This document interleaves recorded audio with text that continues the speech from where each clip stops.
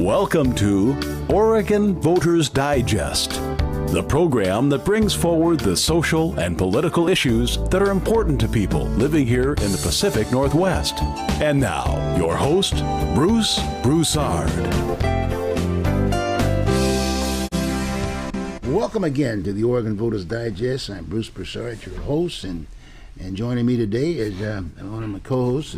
At one point in time, two of them, right here, sitting here with me. Both of them are John, right off the bat, okay? John Sweeney and John Leuenberger. That's correct. Both of these guys, they're here, right here with me. Anyway, I just want to let you know that I was a little slow today, by the way, because I was out there trying to help veterans, get their benefits. That's why I've got my war uniform on.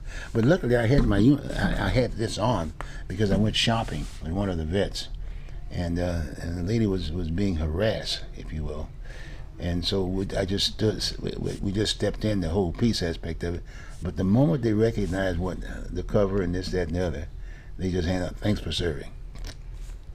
As you deserve. I mean, it was really, I really appreciated that. I really did. I really appreciated that.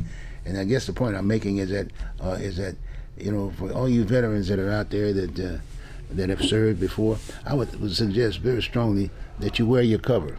Wear your cover now, especially now, because things are going to be really heating up here very shortly once the president and the newly installed president, who's going to be sitting at the table, will be Donald Trump.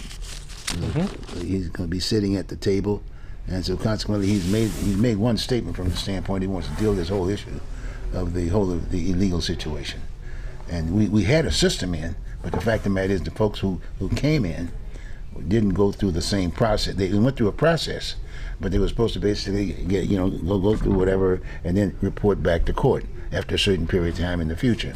But that didn't happen in many ways. And then there are other things that have happened, as you know. We've been looking at the news, talking about who is he going to go after first, and basically get those folks to go back to Mexico and go through the system like they would normally do. Got me? That's basically where we are at this point in time. But the only reason why I brought that piece up is that that's going to be a pretty tough area to deal with. It's going to be tough. I noticed that they were on the news the other day. I think it was in Georgia. If it was in Georgia, it was back east somewhere, or down south, or whatever.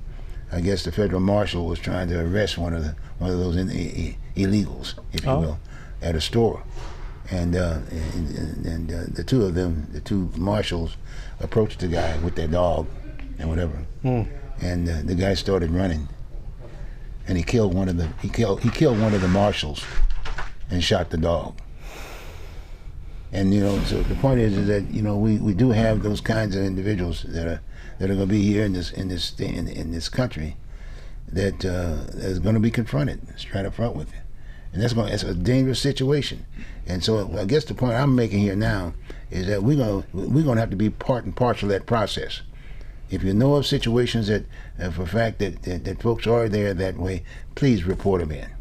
We might be able to help them out, because in all due respect, if they go back and go through the process right, and they can be a citizen just like anyone else. But we got a problem with that, and a lot of the people are very fearful of saying anything about their neighbors, anything of that nature. So I want to bring that point up from the standpoint that veterans can help quite a bit, because if you wear your uniform, that gives some sense that it's just a uniform. You know what I mean? And it says something. And maybe it's from the standpoint of a deterrent, if I'm saying. Just like police officers wear their uniforms. It's a deterrent, if you will. So I would suggest very strongly, wear those uniforms and get to be, and thanks for serving, by the way. Okay, let's get right into the show. Well, what we're going to do today is that we're speaking to you now Sunday, tomorrow morning, tomorrow all day Monday is going to be basically going through the whole process of seating in the president to be former President Donald Trump. He will be then transitional power aspect of it. And I would suggest to you that you may want to get involved. You may want to look it up. You may don't look it up, because a lot of times people don't look up. Don't play the old game of I hate the guy or this, that, and the other. All the stuff that we went through, and that whole presidential election aspect of it, it was all in a negative situation on both sides of the aisle, but more on former President Donald Trump. Got me? And now all the issues that we're talking about today that we're concerned with, guess what? It comes up and he gets elected by a majority of the vote. Yeah. Got me? Because a lot of people were afraid. The way the media was basically putting in a situation where we were all kind of didn't know what to do. It's funny that you mentioned that, though. President Biden was not. I mean, he beat around the bush. Yeah. He wasn't super kind towards the incoming administration during his farewell address.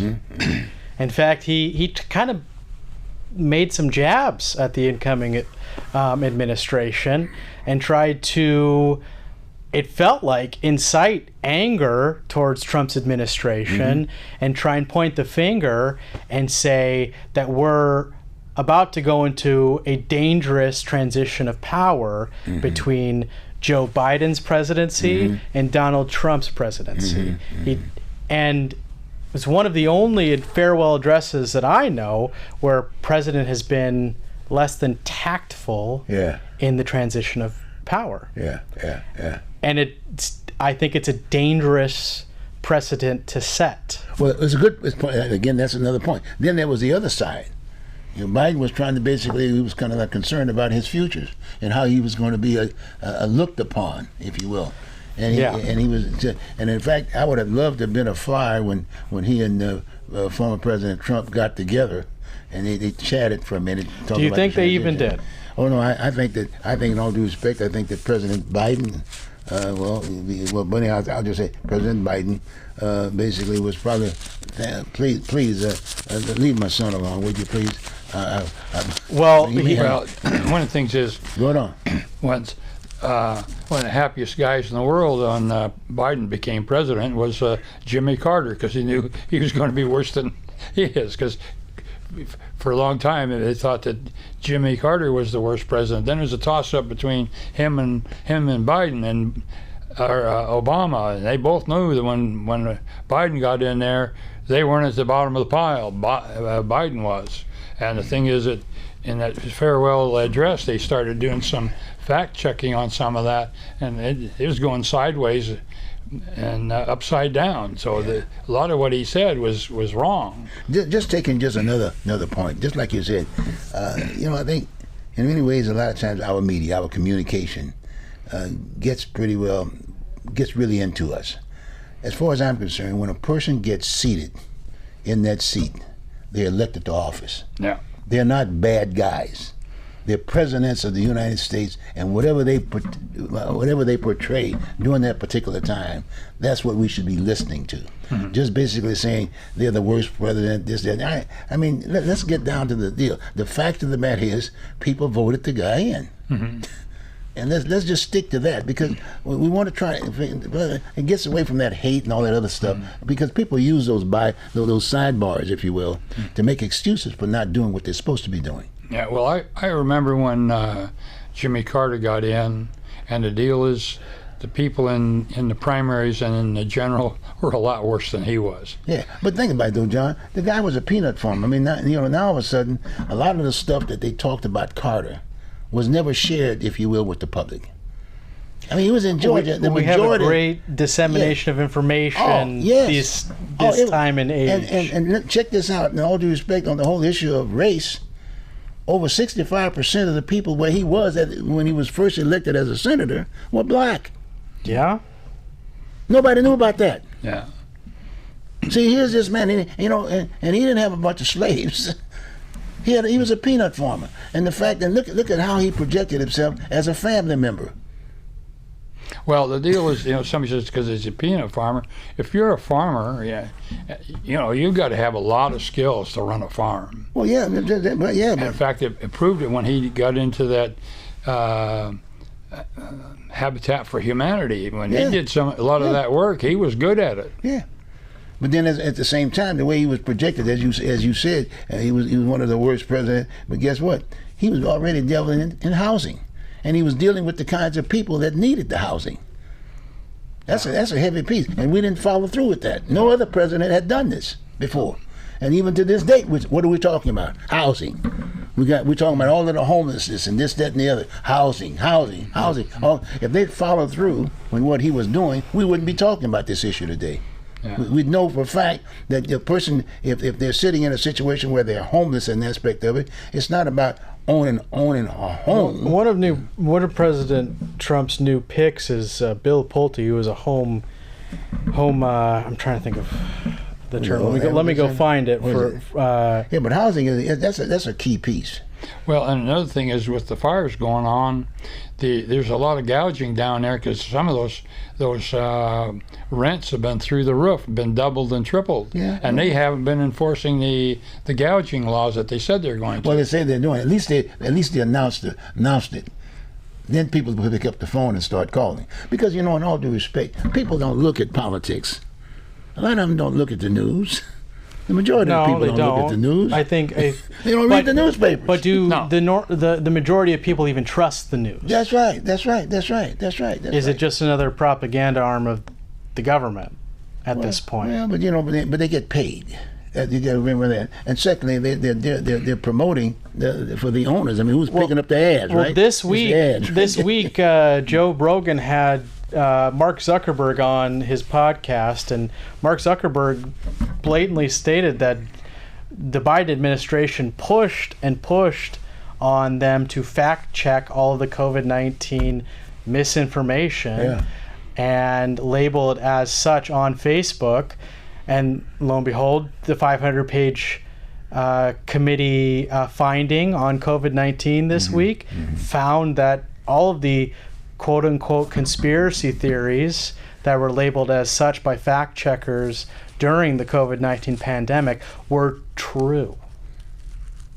So the Biden administration pushed Facebook and others to label these conspiracy theories as such, but the House found that most of those conspiracy theories were actually true facts, that COVID-19 was developed in a lab in Wuhan, China. Now the House, who was basically holding the House? Who was chairing the House?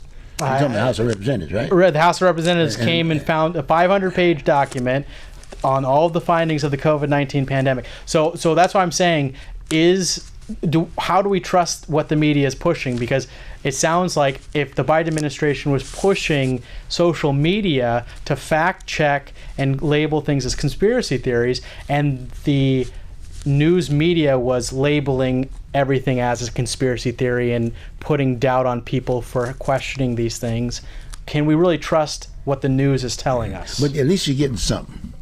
You're getting a crock of what? It may be not factual or whatever. At least it's supposed to stir you up.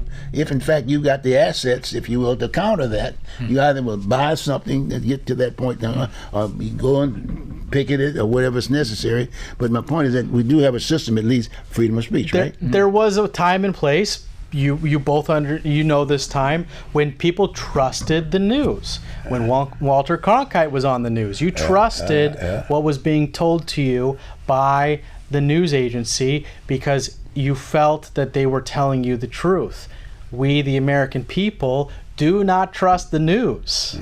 And Walter Cronkite went in the outhouse towards the end. Yeah, well, it could. I mean, he was losing it real bad. Here's the problem, though. That's at that same time when Cronkite. We talked a couple of weeks ago about Cronkite being the only one who kind of touched the JFK assassination, right? Well, at the time, the JFK assassination was labeled as a conspiracy theorist. There are people who questioned the validity of how he died were labeled conspiracy theorists. Well, documents have come out now that show that there's a little bit of a question of who actually killed JFK. If our government was actually involved. Now, I don't want to be that guy, but we have these. We need to have these conversations when our news agencies are starting to label these things. We have to start questioning it. That's why they have the freedom of speech through the First Amendment to post, the freedom of press to say what they want, but we also have the ability to combat it through the First Amendment as well. Well, the going argument is you don't argue with somebody that buys their ink by the barrel. Well, but it's a private industry to begin with. One is a private industry, and in most cases, in order to basically what they're doing is basically trying to get the people to buy those products. Yeah. Well, you were saying earlier about President Biden. You know, one of the people that was probably you mentioned so happy about his presidency was Jimmy Carter, because Jimmy Carter would no longer be labeled the worst president in history, right? Well, another person who would be very happy with it, and I mentioned this the last week, was his son, Hunter Biden. Yes. Hunter Biden being one of the people who's been pardoned for a 10-year period of all wrongdoing, benefited greatly from his father, and his father benefited greatly from his involvement. The whole family involved very greatly from his involvement in China and Russia, and monetarily wise. You know, I'm glad to see that we're having, you know, say what you will about Trump, but I'm glad to see that there are so many people in Washington that are so against the Trump presidency. It shows that he is scary to them. He might be disturbing. Well, maybe we might be able to get the issues discussed. The focus should be on the issues. I hope so. He identified specifically issues. Got me? And I think that's the key. And as far as I'm concerned, anybody that sits in that seat, once you get elected, there's only one person who sits in that seat. Whether it be the media or any of the others, they tend to get away from the issues and they're personal. And that's when we get in trouble. Yeah, well, that's when we get in trouble. But I also think we put a lot too much weight behind the office of President of the United States. Well, that's our We've system. given them too much. Well, but no, system. The system, as President Biden mentioned in his farewell address, of checks and balances is a three-party, or not a three-party system, but a three-fold system of the executive, legislative, and judicial branches. Right. And in President Biden's address, he called for 18-year caps on SCOTUS, on Supreme Court justices, that they only serve for 18 years. Term limits for them. As far as I know, it's not the Supreme Court that's been causing all of the issues, but it's the Congress that's been causing all the issues. We have a president who's been in Washington for 50 years, whether he was a senator or whether he was vice president or a current president, and he has been serving in 50 years and has nothing meaningful behind his career as a politician. And there were no checks to his power. He was not put in term limits as a senator. He was not had term limit. There are no term limits for the House of Representatives. Those are where we need term limits. The SCOTUS is not where we need term limits, in my personal opinion. Congress members need to have 2 terms and they're out, just like the president, whether they're in the House or they're in the Senate. Once you're done, you're done. You can't serve in the Congress anymore. I don't think we'd have the issues that we do with career politicians who make no meaningful change throughout their tenure as a politician. Well, the other thing too about that is like the statement you're saying. See, follow the money. There's no money in what I'm saying. Yeah, no, but I'm just saying when people are running for office, they want to do the right thing. But once they sit at the table and start talking to the other constituency, then they tell them, go along to get along. No, tell you what, now, this is how you do it. Now, you may be making about 100,000, but really, everyone here, you got to be making $1 million. All you do is just sit in that seat at least for 2 years. And the 2 terms. Well, he did mention he mentioned that bit. He mentioned in his address that they should be banned from trading stocks. That's right. One of the people we talked about that, right? One of the people that benefited the most from stock trading last year, Ron Wyden from Oregon. Yes. Number 3 of all of the representatives. Oh yeah. He made a lot of money on the stock exchange. How much? I'll find that right now. Well, we talked a little bit about our congressperson, Earl Blumenauer, remember? We did mention there was about $30 million or $13 million, if you will. He made a lot. Like that. He made a lot of money. And even Biden made mention about the fact that, like you were saying, Biden made the point. But the fact of the matter is Biden made a lot of money too. See what I'm saying? See, and so really, with this phone, if the first thing you want to do with a politician in many ways, Google their name. Yeah. Google their name and find out what kind of dollars they have. Well, like they say, if you're really a decent guy Yeah. and honest and you become a senator for one term, you'll come out on the other end as a millionaire because so much stuff is dumped to you. Yeah. And that doesn't count the sticky finger people that really load up. Now, I put out several times a 2, 4, 6. What do you think about term? It says term limit? Term limits is 2, 3, 4, and that was for the president 2 terms in effect. Senators get 3 terms, and representatives get 4. Okay. And people says, for the senators too long. I says, let me tell you, there's 7 states that have 1 representative. See, so when the representative comes to the end, when he's going to take somebody on, not much of a battle. Right. But you look at, say, Oregon, you've got 6 representatives, and they come to the end of their time. You think you're going to get a job on the outside, or are they going to take on a senator? Actually, a lot of senators would have a rough time getting a second term. And getting a third term would be tough. And then they also put that down for the states, like the governor of that would be. Then the issues would prevail. Yeah, but it would be a pattern all the way down to the cities. Right. And So, as of January 7th, the weighted percentage change of Congress portfolios in 2024, Ron Wyden had 123.8% weighted percentage change in 2024 from December 29th, 2023 to December 30th, 2024. And he's the third of members of Congress. Before him were David Rouser, number 1, and Debbie Schultz, number 2. But our own congressperson... How much? It says weighted percentage. So his portfolio increased by 123%. So how much? It doesn't give me a number. See, that's the thing. People want to know, what are the numbers? a lot. Well, that's a lot. 123%. That's a huge increase. But 100% of what?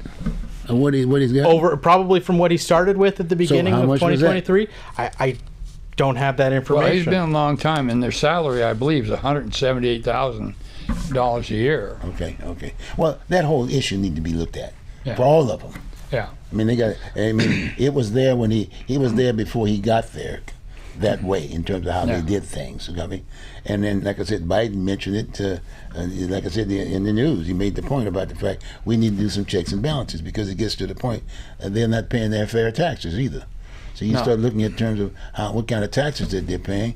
I mean, so in all due respect, when they start jumping on big business, when people hear about big business being jumped because they don't pay their taxes aspect of it, well, it's not about they don't pay their taxes. The fact of the matter is the representation that they get from Congress, if you will, are basically in the same mode, and they don't know about it. I actually saw a list one time of all the members of Congress who are behind on their taxes, and they're behind by a lot. You know, but you look at the IRS. Somebody owes $5,000, and they'll spend $50,000 to get that $5,000. But somebody that owes millions, they don't do much. That's right. Because they're passing laws that say no. Yeah. You know what I'm saying? So we got a lot of things to talk about with reference to that piece in order to get the right people at the table. And I think the one way we can do it, in all due respect, I'm looking at President Trump from the standpoint that it's the issues. We got some major issues that he's identified with specifically. And if he stays that particular course, that will be changing the whole way, if you will, of looking at future representation. It has to be. Otherwise, if we just played around with the old personality game and the money, that's not going to change. Ron Wyden's net estimated worth is $19 million. Was that as of today? It's as of right now, yes. $19 million. Now, how much time is devoted on Wall Street? And as they say, the members of Congress belong to the 3-day-a-week, 3-hour-day club. Because on Fridays they're going someplace to give a talk, and on Mondays they're coming back, and so they're getting paid to do those talks. Oh yeah, so that and so the deal is 9 hours a week for $178,000. Well, John, just like you were saying, term limit would really, really cut into that big time. Not only term limits, I would love to see the end of lobbying in the United States entirely. Stop allowing, thanks to the United States Supreme Court decision on Citizens United, which made corporations be deemed citizens in the United States and allow them to donate to the actual politicians, get rid of that ruling and allow for these people to just go in, make their salaries, not make money from lobbying, not be lobbied for their votes, vote the way the people want them to vote, not the way the lobbyists want them to vote, and represent the people back in their home states, and not the special interest groups or the billionaires or millionaires that they are representing, and they're passing these ridiculous giant bills that no one has time to read, and put it back, start representing us because we elected you. You're supposed to be representing us. You're our employees. Start acting like our employees. Well, like you say, I appreciate that. And we've been spending a little bit more time on this, but the fact of the matter is, maybe a start in this new electorate, if you will. We focus on the money. The disclosure when you pick up the voters pamphlet, if you will, or this, that, and the other. The first thing you want to notice is how much do they have in the bank. Yeah. No one will ever do that. Not even President Trump would. I know that, but post his tax returns. No, but at the same time, he was identified as a billionaire. They jumped on him about that. Right. I mean, no problem. They jumped on him. But my point is that has some significance to it. You see what I'm saying? And I'm just saying is that if, let's say, for instance, he was a billionaire when he ran for office. Okay, but what about the others who just started? Well, so like the one we're talking about. I would be happy for that to be in place if we ban corporations from being able to lobby these politicians or be able to buy their vote or being able to contribute to their campaigns, because if a candidate or a politician is shown to have a significant debt problem, then a corporation can come in and say, hey, we'll erase all your debt. Okay. We'll get rid of all your debt. Just vote our way. But like you said, John, now you're right. They've got representation and they're paying for it, right? You got me? And what about us? What about the true employers of the whole electorate situation? We don't really have representation at this point. No, but my point is that who are those folks sitting up in Congress? They're supposed to be our representatives. They are supposed to be our representatives. See what I'm saying? And I'm just saying we need to make that very clear. Most people think that they're a whole different ballgame. They're in charge of everything. They will make any statement they want to make. For the last how long they've been playing that game. That's right. But we need to change that. And I'm saying that I'm throwing it right with President Trump. Hey, there's an issue. Well, one of the things. Bring it on the table. He's the president of the United States. Yeah. He's the chairman of that board aspect of it. And he's an employee of the people. He still is an employee of the people. At a certain point, you got to look back at history. History is doomed to repeat itself if we don't pay attention to history, right? We're getting at a dangerous point in our nation's history where taxation without representation is rearing its ugly head again. Right? It's on the table. It's on the table. Well, what happened the last time taxation without representation was on the table? Yeah. A lot of blood and violence was on the table. I'm not calling for that. I think peaceful negotiations can happen, but everyone needs to come to the table being willing to have a civil discussion and forego their own personal interests for the better of this country. Will they do it? I sure hope so. It's going to be a toughie, but at least it's out there. I mean, we're sharing it, if you will, here at the Oregon Voters Digest, as we discussed. We're just lay folks to a certain degree. You got my point? And a good, for instance, from the standpoint of here locally, here in Oregon, PGE is a good example. Here locally in the Portland area, Portland General Electric, if you will, remember? And all of a sudden they started basically increasing the rates right before the weather, the whole 9 yards, 15%, 20%, and people were there. And then the media was forced to put it out there. You got me? Our home, I won't say the number for the power bill, but we're not using more power than we have been historically, and we are seeing astronomical prices for power when this is a basic commodity that we now employ as citizens of this country and this state. What they need to show us why they're increasing the rates so much? And they'll say it's because of inflation. Well, I mean, the power is coming in the same way as it was before inflation hit. So, and you know, you're getting paid a lot of money whether the power is coming in or not. Well, the individual's only, it's a private entity. You gotta remember that. So it's a public utility. I know it's a public utility, but at the same time, in most cases, the people who are it's on the Wall Street. It's on the stock market aspect of it. So it's via follow the money. And there's no money to be had in keeping electric rates low, so therefore they're going to continue to increase it until someone comes in and stops. Well, it's on the table. Trust me, Right. This cycle here, everything keeps getting put on the table, and when does it get shifted off the table and meaningful change starts? Well, as soon as that snow hits this time in this area and it starts really getting cold. I hope we don't get snow this year. That was so devastating last year. When we get that snow and ice, people are going to call. Yeah. They're going to call. You don't have to do something about this piece. You may have to divert it for a while or whatever, but the fact of the matter is, I'm not going to pay my bill. Well, I mentioned last week, why aren't we looking into nuclear energy, which is very cheap, very effective, and could give us a lot of power? We need to visit. We need to visit. The majority of the people are not being served today. Point blank. We're not being served. And we want to continue to maintain this way of life. And in many ways, you think about it, in many ways, people made some pretty good money in the last few years.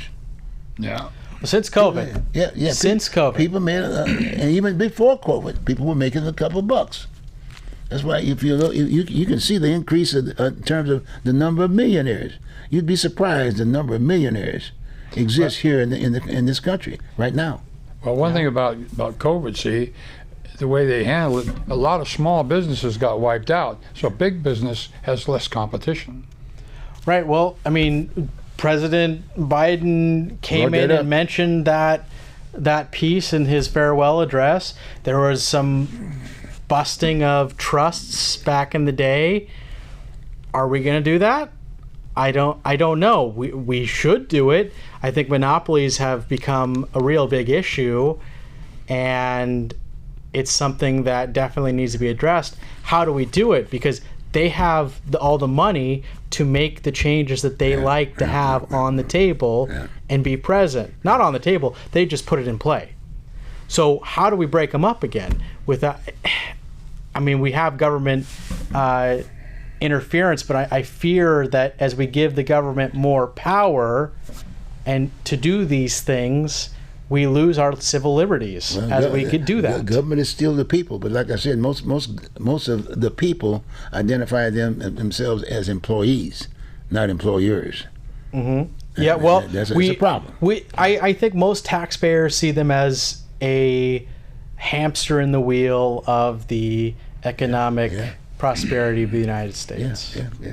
Well, as you can see, by the way, if you're looking at the show here today, as you can see, we're having quite a discussion, and there's so many issues that just with us that we're looking at in terms of background. We do some research, if you will, but the fact of the matter is, there's a lot more than that. You know, and even as we share, that's why we're doing the factuals thing.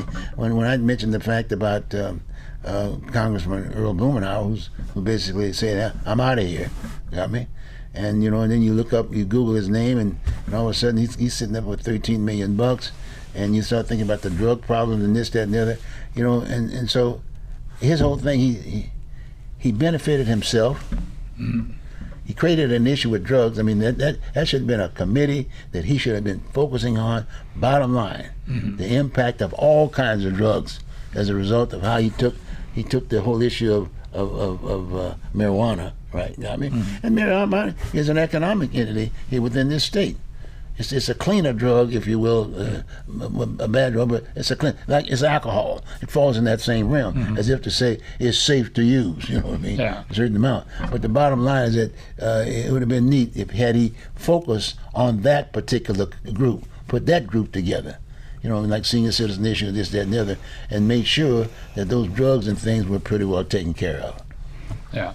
Well, the thing is that the big farmers got their way, and the fact is that they did come up with a cure for hepatitis C, but the big money people told them, says, you need to let the people die. And so the deal is, you see on television they have treatment for AIDS, but because they have that treatment, saying that the fact you get infected when you're 20 and you live to your 88, that's a long time where they get to shovel that out. There'll probably never be a cure for AIDS. Well, just like there's never going to be a cure for cancer because there's no money in a cure for cancer. Yeah.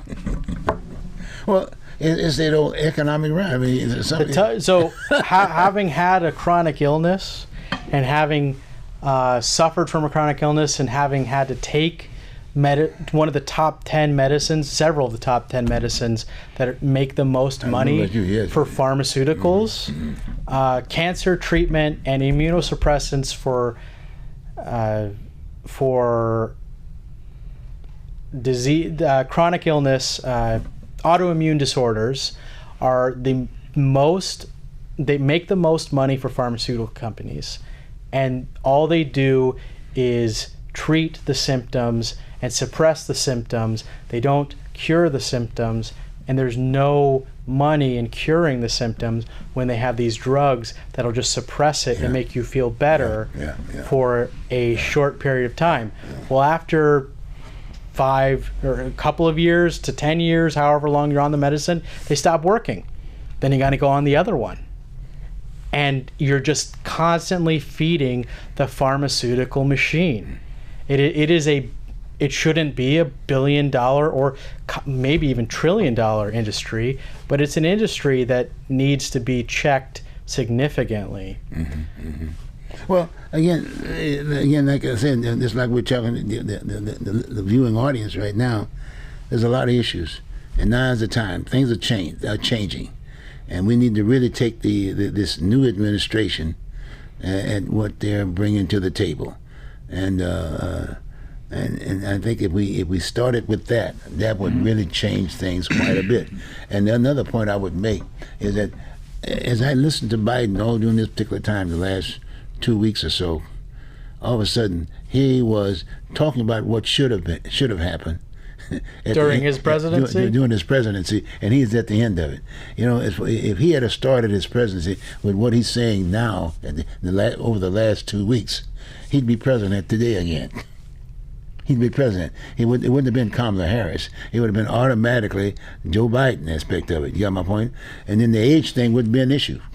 No, it'd be just a person who can bring up the issue and be able to articulate the issue and come up with solutions of issues. That's bottom line. But you know, we all into that politics too about the age thing. And then you look at all of the folks who are being appointed to these so-called Westbys, so and so and so and so, the defense and whatever. But when you get on that thing there, the deal is in the legislatures, federal and state, they have those a lot of do-nothings thing because they like to talk about this crisis and that crisis, and by not curing it, the deal is they don't have to learn a new spiel, see? So and a lot of times you get a letter in the mail or some sort of crisis that came up that's been on the books all the time. All they had to do is date it, and they send it to you.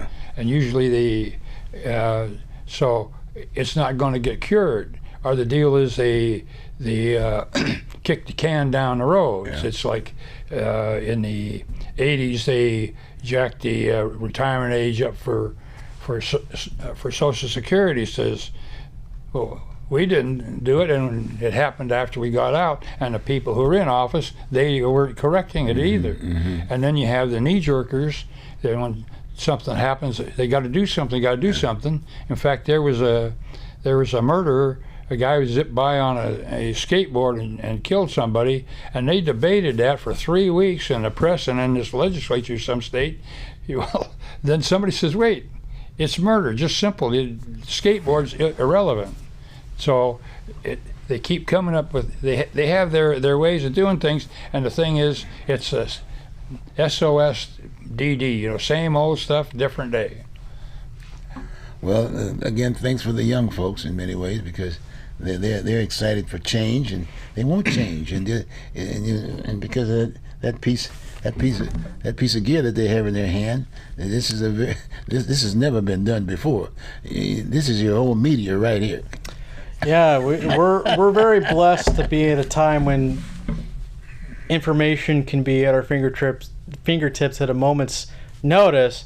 I think we're inundated with a lot of information too, and it kind of makes some people shut down significantly, because you got to filter through the noise. But it helps that we can look up information ourselves at the tip of our fingers. That's what I'm doing. I'm looking up as we're speaking. I'm looking up information to make sure that we're saying what we're supposed to be saying, that we're saying the right thing. Exactly. Let's do this now. We got about another 15 minutes or so on this piece. Let's talk about the California fires. Sure. When you start thinking about the fires in California, trees and this, that, and the other, Oregon's got a lot of trees. You got me? And so you ask yourself the question, I wonder if in fact the firemen and those folks who are part of that whole mechanism to prevent that kind of stuff, and we have it every year too. It's an annual kind of a deal. Mother Nature doesn't stop its course. Well, some of them were doing arson. One guy got himself caught on fire, and then they didn't catch those two, but another guy that set a fire, they caught him. But the thing is that you kind of wonder if you look at the Chinese Communist Party, how they're undoing this thing. Maybe that's part of it, having people, either agents or people hired to go out and start these fires. And well, you get the training right on the tube. Oh yeah, and the deal is, hate to put it that way. And they don't treat arson serious enough. Every act of arson is a potential act of mass murder, because fire under ideal conditions spreads at 500% per minute. And I was in a couple war games, and I got to start the fire, on a computer. And some people were a little upset. Says, "Well, why'd you do that? It's kind of like cheating." I says, "War's not a sporting event."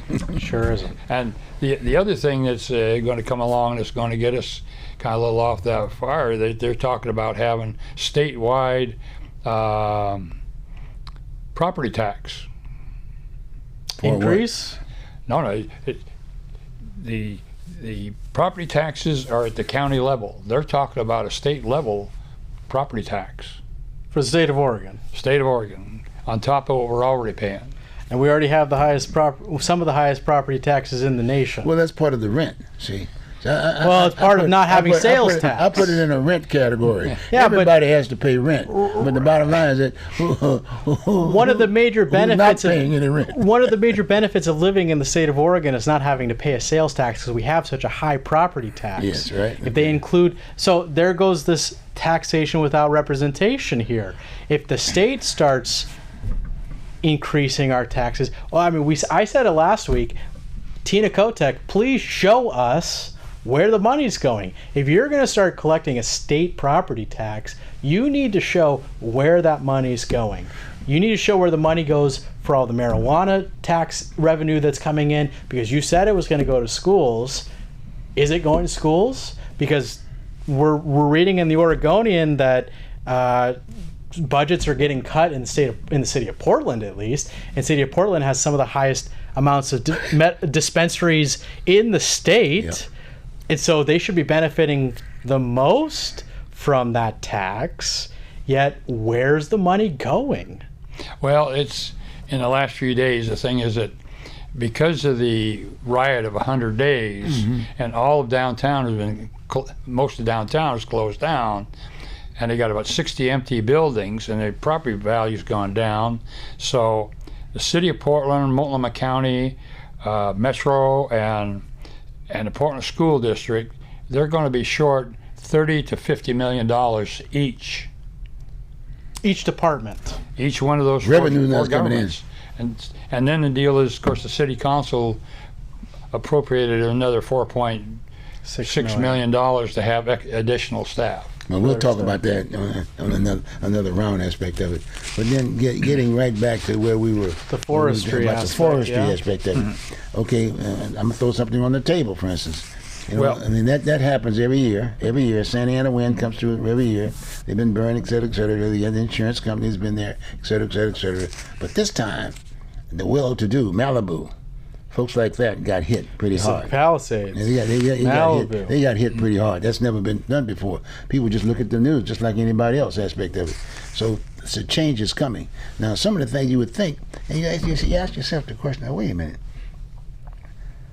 They talked about putting out, some people were saving their homes with just a fire hose. With a fire hose. Water, right? Water suppression system, and then here we are they're sitting right there, almost like us with the Columbia.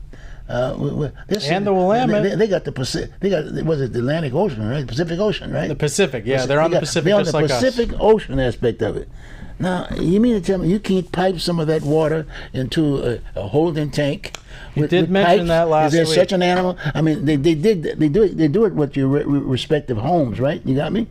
I mean, we got pipes in the ground. It goes to the house and all that other good stuff, even sewage and stuff like that. We got pipe. I mean, why can't they get a pipe from the Atlantic with a generator on the darn Pacific. deal? It's Pacific. Pacific. Okay, well, they all look alike to me. Yeah, well. The water. Okay, we're talking about the water, right? I mean, we need water. Okay, so why can't they do something along that particular nature and put those babies all the way around, especially at the front part? At the front part of where Santa Ana begins on this whole piece, because I looked at that deal and they don't have those kinds of things. And then the other thing too is that the fireman today is a different fireman than it was yesterday. Yesterday they would just jump in there and just put the thing out. I mean, overnight. But today's fireman is the unions come in. It's dangerous. Yeah, well, you will not go into that particular fire. Don't do anything right now until blah blah blah blah. You know that. Well, when it's kind of season's over, they don't get in to do serious fire prevention. You know, President Trump had said in the past is basically sweep the forest floors for one. That would be wonderful. And you look, and if you just do that alongside the road. Yeah. See, and one of the things is that people got to be educated about their cars, because starting in late '74 with the '75 model year and catalytic converters, people are parking in tall brush and grass and starting fires. And in fact, in 2015, there was a car that crashed alongside the road down in California, and they says, we're sure that this car started it, and it burned up 215,000 acres. And an acre is about the size of a football field. Mm-hmm. And so, but if they would clean alongside the roads, and you hire crews or use prison crews and just go along there, and part of it is to mow it. And the fact is, when I was with the parks, there was several summers where I went up into Forest Park with a tractor with a sickle bar and a rotary mower and mowed the fire trails. It had this one half which says, well, we ought to not do that, and the tall grass come up and now keep people out. I says, oh yeah? And you get some guy up there with a motorcycle and doesn't have a spark arrestor, set that thing on fire, and say it starts the fire in say late August, September, or October, when you got the leaves on the trees and dry, you got the east wind blowing. It starts in northwest Portland. You get up there into the West Hills there, it could reach Scappoose in about 3 hours. Yeah. Because if you look at the fire that they had in California and in Hawaii, and the wind was blowing, it looked like an open jet engine, just burning, because once the wind's blowing, then you catch it on fire, it expands. And the thing is, it's they need to go through and do this thing methodically, and you know, in eastern Oregon, and they have places where they have periodic burns just to burn the low grass. Mm-hmm. But the thing is, most of the junk is picked up, so all it is grass is maybe 8, 9, 10 inches tall, and they wash it and it just burns for days sometimes. But the deal is, it's like if you have a vacant piece of property that's yours, and you let the grass get over 18 inches tall, if you don't do it, they'll come in and mow it, and they'll charge you for it. Yeah. Because it's that the because my work with the city and my work in the National Guard, when it comes to fire, it's really dangerous stuff. But we're not talking about it seriously. You know, for instance, where I live, you have to buy 100-foot hose. 100-foot hose, one for the back and one for the front. And you live on the Columbia. That's right. On water. You understand what I'm saying? So my point is, it's an issue that needs to be discussed. Well, it's not just. I think the underbrush definitely needs to be cleared out. Yeah. Selective thinning would be helpful as well in those forests, and you wouldn't notice it, but we have environmentalists who are like, do not touch the forests. It's not good for them. It actually produces more growth if you do selectively thin than if you just let it lie. And that causes severe fires as well. If you do not thin the forest just a little bit to the point where you can get some of the wood out and you can repurpose that wood, but we have environmentalists who have told us you can't touch the forest at all. The other thing about the insurance piece, if anybody wants to move on those mountains, on the side of the mountains, they have to pay. They have to pick up the tab. I mean, it shouldn't. The insurance should not be comparable to that of a person not living in those areas. Okay, you know what I mean? But that's something. I mean, to a certain degree, you have to be caught, and then there has to be something that talks to just okay. You pick this location. Is it safe? All that other good stuff. The driveway, all that stuff is gone. Blah blah blah. And who owns the timber? Well, we did learn, what was it, last year or the year before, the Chinese owned a significant amount of Oregon timber land in the state of Oregon. The Chinese did? Yep. And then the Chinese, what they did, they left the timber to grow here. We get the fire. But they cut the woods, the prime wood, send it back to China, make the product, and send it back to here and sell it. Yeah, it should be down there. Yeah. It should be down there in China. It should be down there in Coos Bay, and you can see these barges being shipped out. Yep. And it's piled up there at least 25 feet. Yep. That's a lot of chips. But my point is, and it's not. And my point is that the furnishings and furnishers and stuff like that, they're not being produced here.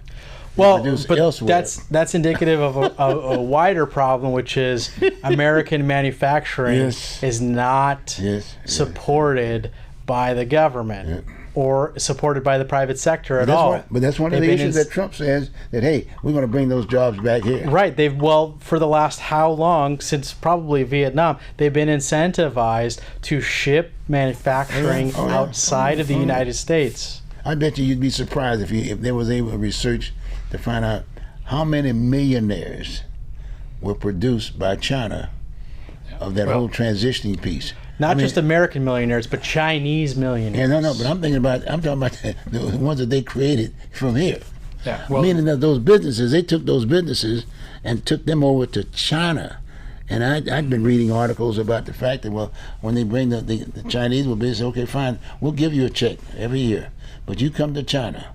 We want you to bring the patents and all that other good stuff, and we're gonna manufacture, and we'll do the rest of the world aspect of it.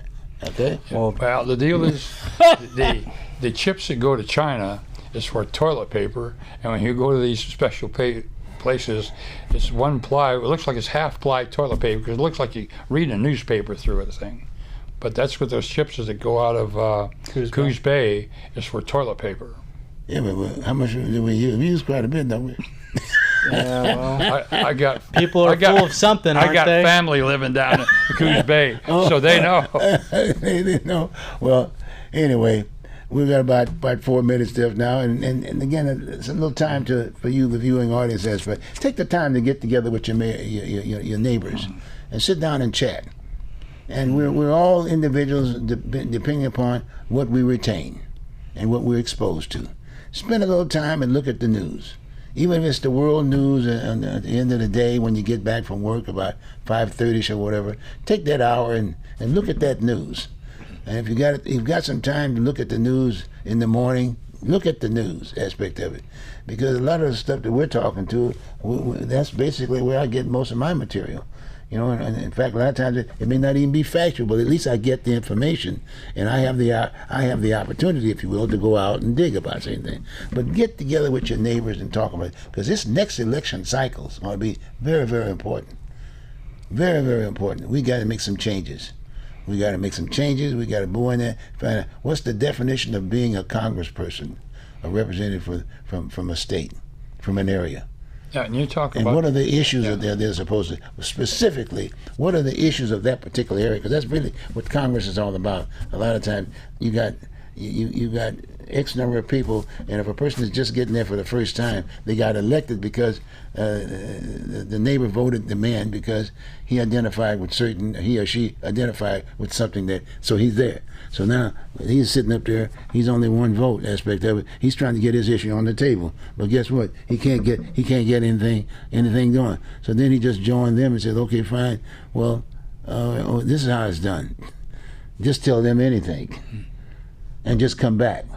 You can retire here. You don't have to do anything. You don't need no degree. Just get that 2 years or 4 years under your belt. Guess what? You're there. You're there. You can get a retirement check, residuals, at no cost. But now it's about the issues. It's about the issues. Like you said, it's about the concerns that you have in your respective area, and you want to make sure that that person takes that message to Congress and do one thing and work on that, not sit around the table or calling folks from Wall Street to give you a little breakdown on a certain issue or on a certain stock or whatever. You got my point? You've got to do the work for the people, and a lot of them are not. And that's the way it has been for years. And I'm not saying basically convict all these folks. I'm saying, sure, I'm just showing the fact that when you can go and Google these numbers, like Earl and like you said, Ron and this, that, and the other, and yeah, they change. They were making money, but we can't do that anymore. I'm not saying take it away from them. I'm saying, okay, fine, but stop doing what you're doing and deal with the issues that are at hand. And sometimes you can hear these candidates talking about issues at hand that they were supposed to be at the end of their cycle. Mm-hmm. Either they just retired, if you will, or they just didn't win. Got me? So it's a very, very important piece. So guys, this has been great. This has been really great. That's the national scene. Maybe we'll get another session. We'll talk about our local session and talk about our new change here in the city of Portland, the so-called landmark, the landmark living room, if you will, a playroom in the state of Oregon, and we're going to talk about that. See what happens. Okay. Okay. So, let's see. The other thing I was going to share with you. We want to basically start calling folks out who are just like we did before. I mean, we gave the opportunity for Earl Blumenauer to come to the show and talk. Why not? He's going to be working on another government money situation at Portland State. So Earl, come on over. Let's talk. Governor Kotek, come on over. Let's talk. Let's talk. Okay? Sounds good. Well, good. Thank you very, very much, guys. Appreciate that very much, and we'll probably see you next week and see if this thing happens. Remember now, it's what you believe in. Back to what you believe in. That's what it's all about. Have a good one. Take care. That's it.